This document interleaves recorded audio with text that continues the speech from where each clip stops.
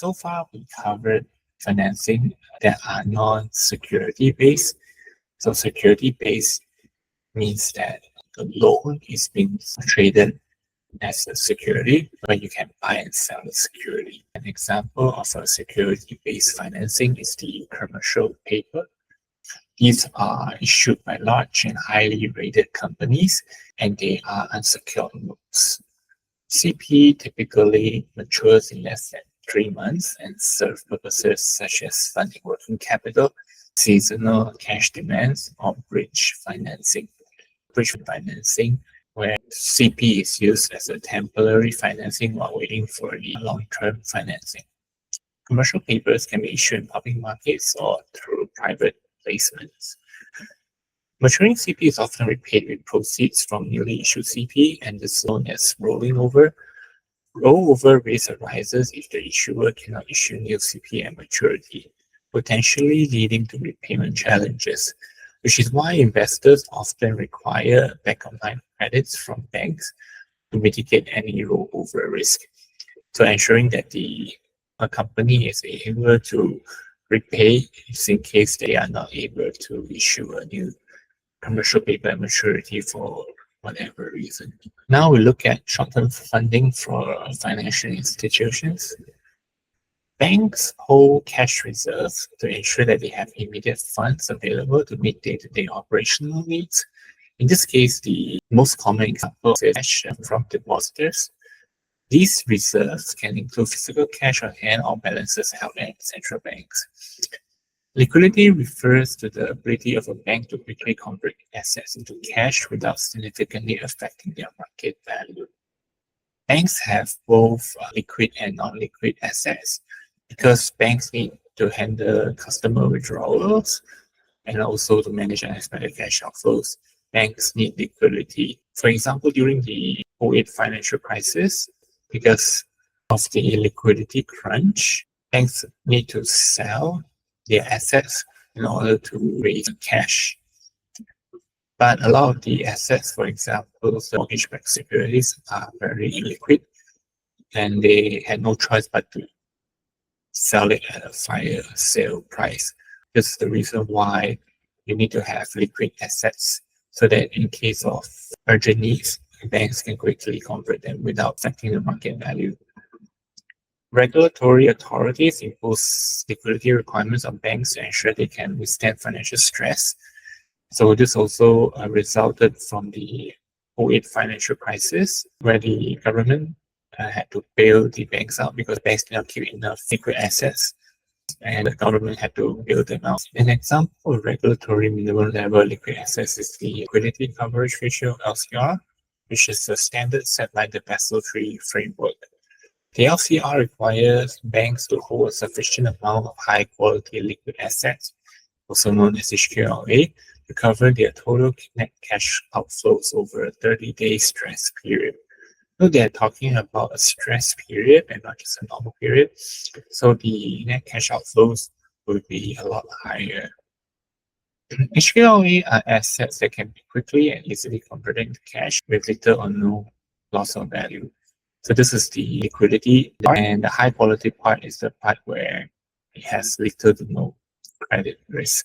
So examples include physical currency and reserves held in the central bank, government bonds, sovereign bonds such as the US Treasury that are highly liquid and low credit risk. Some investment-grade corporate bonds that meet certain liquidity and credit quality criteria can be used as HQLA as well.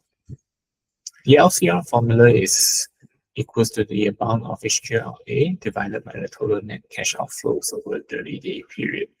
Banks are required to maintain an LCR of at least 100%, and that means the amount of high-quality liquid assets has to be at least equal to the total net cash outflow over a 30-day period. Let's look at a chart showing the components of a working capital, which is the short-term assets and short-term liabilities that are less than a year. For the short-term assets, we can see that we have the cash and central bank reserves. So these are the most liquid assets, and also any short-term loans that the banks loan that are less than a year in duration.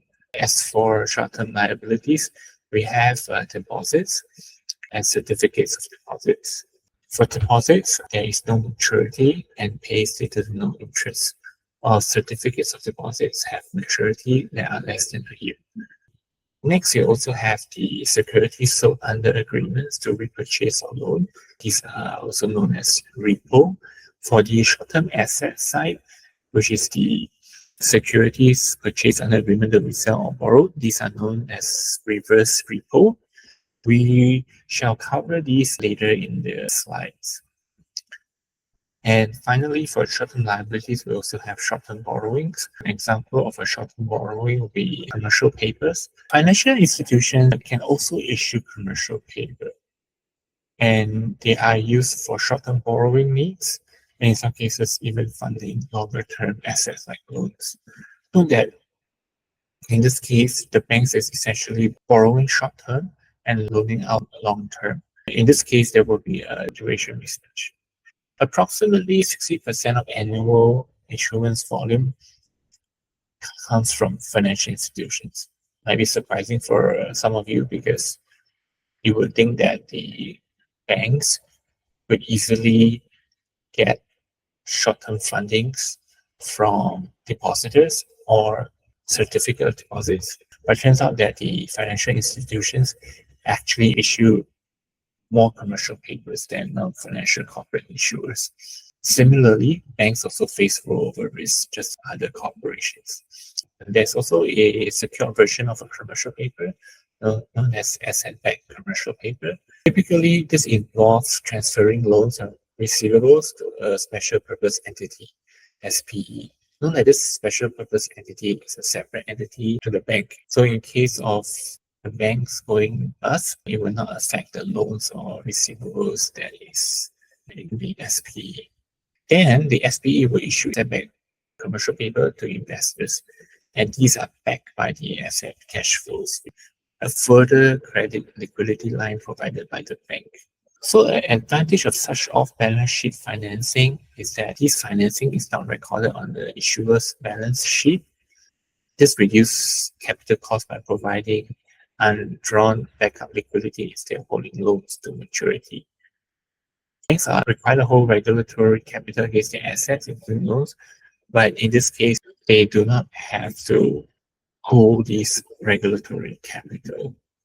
For the bank's role, it acts as the sponsor and backup credit provider for the SPE.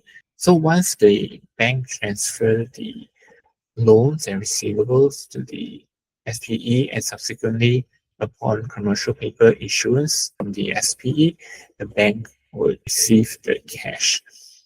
From the investor's perspective, they have purchased a liquid and short-term loan and receiving interest and principal payments from loan portfolios they will not directly have access to.